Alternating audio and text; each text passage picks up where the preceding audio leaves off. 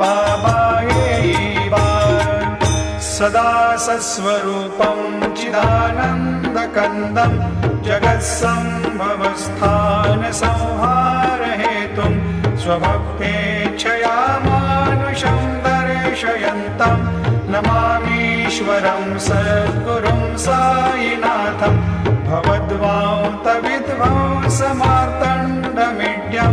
मनोवागतीतं मुनिर्ध्यानगम्यं जगद्व्यापकं निर्मलं निर्गुणत्वां नमामीश्वरं सद्गुरुं साईनाथं भवाम्भोधिमग्नादितानां जनानां स्वपादाश्रितानां स्वभक्तिप्रियाणां